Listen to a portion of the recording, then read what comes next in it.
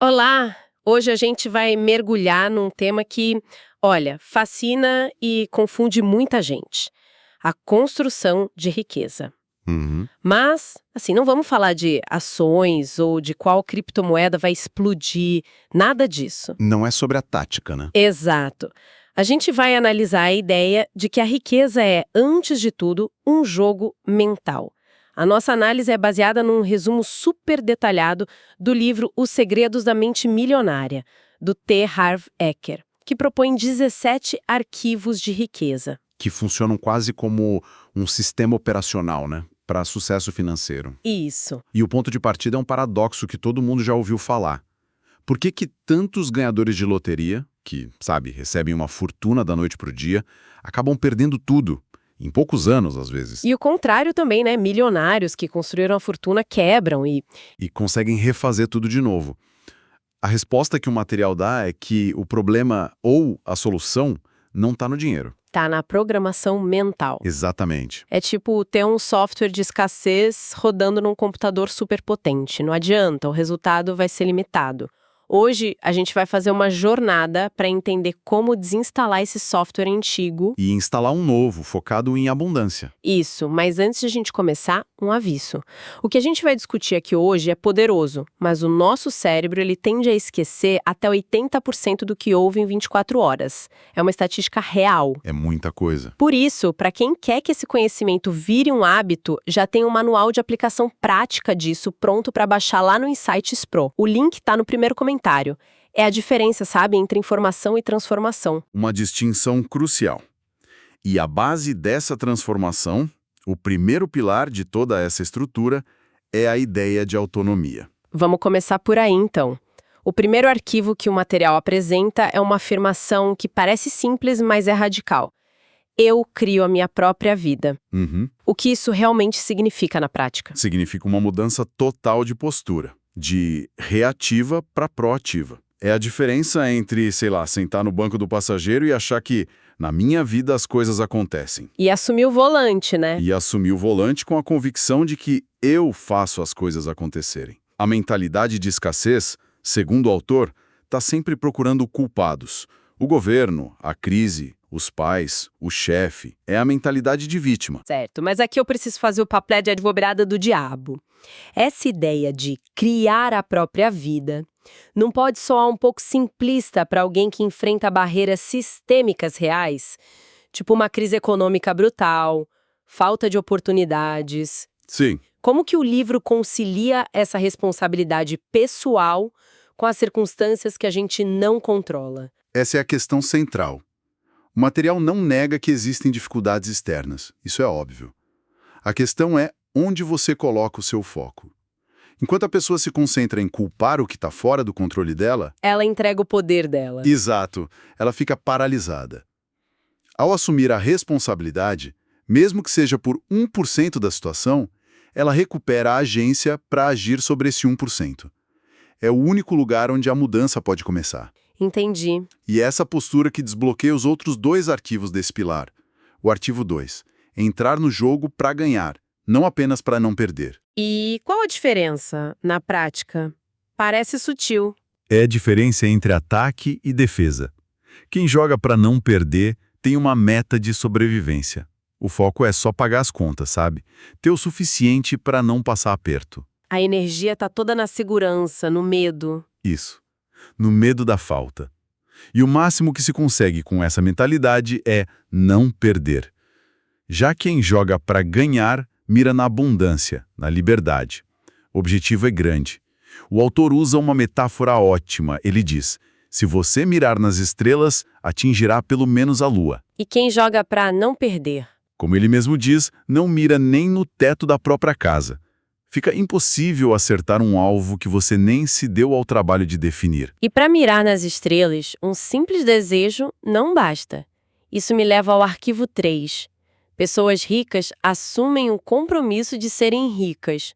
O que é compromisso nesse contexto? É ir além do eu gostaria de ser rico. O autor descreve 3 níveis. O primeiro é querer, que é um desejo passivo. O segundo é o escolher, que já é uma decisão ativa. Mas o terceiro É o compromisso, O compromisso. que é uma dedicação total, sem desculpas. É estar disposto a fazer o que for preciso, de forma ética, claro, para chegar lá. E aqui é crucial diferenciar ambição, que é buscar um objetivo com esforço e criação de valor. Da ganância, que é passar por cima dos outros. Perfeito. O compromisso é com a ambição, com a criação. Ok, então o primeiro pilar é esse. Assumir o controle, jogar para ganhar e se comprometer. Uma vez que essa base está sólida, para onde essa pessoa direciona a energia dela? Como ela enxerga o mundo? Ela muda a lente. E isso nos leva ao segundo pilar, a visão de valor e oportunidade. Tudo começa com o arquivo 4, pensar grande versus pensar pequeno. Certo? A lógica, segundo o livro, é bem direta. Sua remuneração no mercado é proporcional ao valor que você consegue entregar. O exemplo que o resumo traz sobre isso é muito bom, o do professor. Exato. Um professor excelente, numa sala de aula tradicional, impacta a vida de, sei lá, 30 ou 40 alunos por vez. O valor que ele entrega, por mais alto que seja, tem um limite físico. Entendi. Agora, se esse mesmo professor, com o mesmo conhecimento, grava suas aulas e coloca na internet, O potencial de impacto vira exponencial. vira exponencial. Ele pode solucionar a dúvida de dezenas de milhares de pessoas. Ao pensar numa escala maior, ele multiplica o valor que entrega e, consequentemente, o potencial de retorno. E para pensar grande, é preciso ter um tipo de foco bem específico. Isso nos leva ao arquivo 5, focalizar oportunidades e não obstáculos. Quando surge um desafio, a mente programada para a riqueza pergunta como eu posso fazer isso dar certo. Enquanto a mente programada para a escassez pergunta, e se der tudo errado?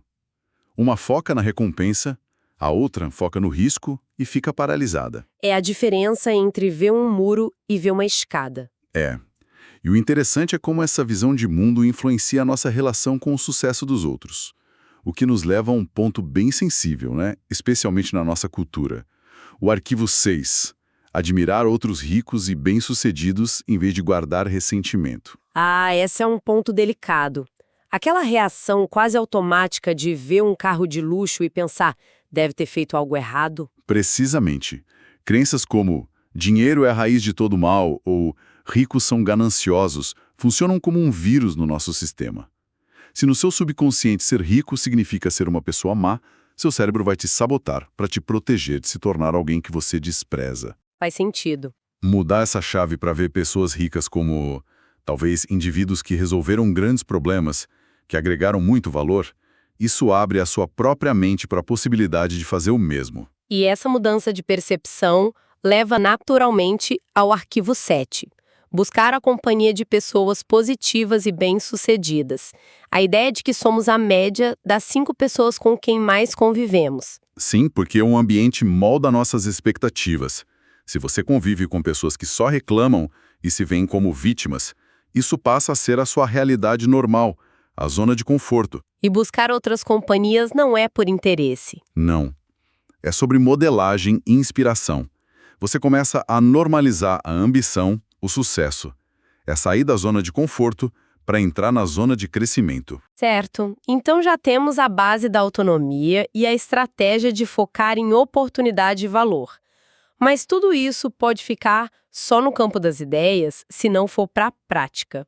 Como a gente traduz essa mentalidade para o gerenciamento do dinheiro no dia a dia? Muita gente trava aí. E é aqui que a gente entra no terceiro pilar, que é a máquina do dinheiro, a gestão prática, e começa com uma mudança de métrica, que é fundamental. O arquivo 13.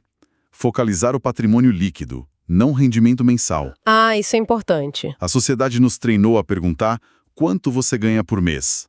Essa é a métrica do fluxo. A mentalidade de riqueza foca no patrimônio líquido, que é a verdadeira medida da sua saúde financeira. É o que sobra depois de pagar tudo. E o material diz que esse patrimônio é resultado de 4 fatores, certo? De investimentos. Segundo, a poupança, que é a semente de tudo. Terceiro, os investimentos, que é onde você multiplica essas sementes.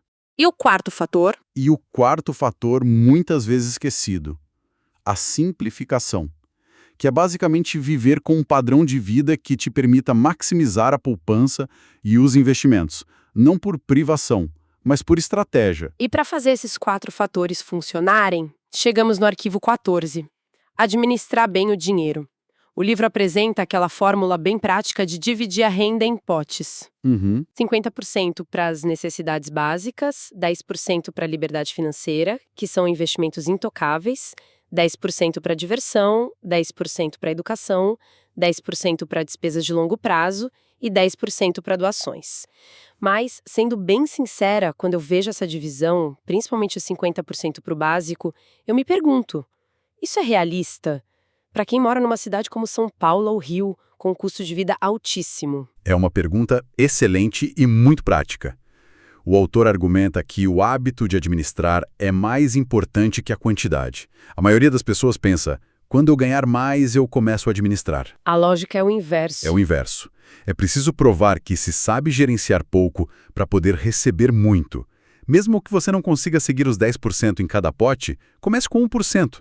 O crucial é criar o hábito, o músculo da administração financeira. O princípio é mais importante que as porcentagens exatas. Entendi. É sobre criar o sistema primeiro, mesmo que em pequena escala. Mas eu imagino que, para muita gente, só de ouvir essa divisão e pensar em como aplicar, já dá um nó na cabeça. Sim, eu sei que aplicar o que a gente acabou de discutir aqui pode ser difícil sozinho. Mudar o foco do salário para o patrimônio, começar a dividir a renda dessa forma, é uma reprogramação grande. É uma mudança de vida. É por isso que dentro da nossa comunidade foi criado um protocolo de 7 dias focado exatamente nisso. É um passo a passo para quem não quer perder tempo tentando adivinhar como começar. Para quem faz parte daquele 1% que realmente age, vale a pena dar uma olhada no link fixado. E toda essa estrutura de administração tem um objetivo final, né? Que é o arquivo 15. Pôr o dinheiro para dar duro por você, em vez de você passar a vida inteira dando duro pelo dinheiro. Esse é o grande objetivo. O seu trabalho ativo, o seu esforço diário, é a fase de construção do motor. O objetivo é usar a renda desse trabalho para construir fontes de renda passiva. Investimentos, negócios. Isso, negócios que rodam sem a sua presença constante. Até o ponto em que essa renda passiva cubra o seu custo de vida. Isso é que o livro define como liberdade financeira. É quando o seu dinheiro passa a trabalhar por você, 24 horas por dia, 7 dias por semana. Fantástico! Isso nos leva ao nosso último pilar. Parece que tudo isso, desde a mentalidade até a máquina financeira, depende de uma coisa que permeia tudo: a nossa capacidade de crescer como pessoa. Exato. O que acontece se a gente não cresce? Acontece o fenômeno do ganhador da loteria. E aqui entra o arquivo 9. Ser maior do que os seus problemas. O material usa uma analogia perfeita, a do recipiente. Ah, eu adoro essa. Imagine que você é um recipiente. Se o seu recipiente pessoal, seu conhecimento, sua mentalidade, sua resiliência é pequeno, não adianta o universo te dar uma fortuna. O dinheiro vai transbordar e se perder, porque você não tem a capacidade de contê-lo. Nossa! O verdadeiro trabalho, então, não é correr atrás do dinheiro, mas expandir o seu próprio recipiente. É uma imagem poderosa. O dinheiro não se sustenta se a pessoa não se sustenta. E essa expansão, esse crescimento, não acontece no conforto. É o que diz o arquivo 16. Agir apesar do medo. Exatamente. Tem uma frase no material que é muito forte. Se você só estiver disposto a realizar o que é fácil, a vida será difícil. Mas se concordar em fazer o que é difícil, a vida será fácil. Uau! O crescimento real, a expansão do recipiente, acontece no limite. Um passo além da nossa zona de conforto.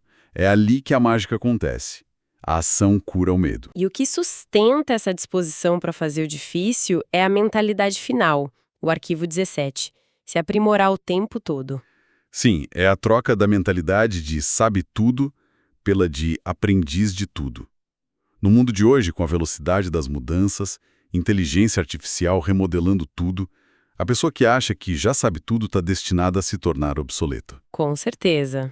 Os bem-sucedidos, segundo a análise, são aprendizes vorazes. Eles entendem que ou você está crescendo ou você está morrendo. Não existe estabilidade. Então, para amarrar tudo, a grande ideia que a gente extrai dessa análise é que a construção de riqueza não é uma caça ao tesouro por uma tática secreta. É um projeto de engenharia interna. Boa definição. É sobre desinstalar crenças antigas, construir novos hábitos e, no fim, se tornar a pessoa capaz de criar e gerenciar o sucesso. Os 17 arquivos são menos um checklist e mais um sistema operacional completo. Perfeito. Eles não são dicas isoladas. Funcionam de forma integrada. Conhecer a teoria é o primeiro passo, mas é a aplicação consistente, a transformação desses conceitos em comportamento diário que gera a mudança de verdade. É um processo contínuo de se tornar um recipiente cada vez maior. O livro afirma que o dinheiro apenas intensifica o que a pessoa já é. Isso nos deixa com uma reflexão final. Se uma grande quantia de dinheiro surgisse inesperadamente na sua vida hoje, que traços de caráter, bons ou ruins, ela intensificaria?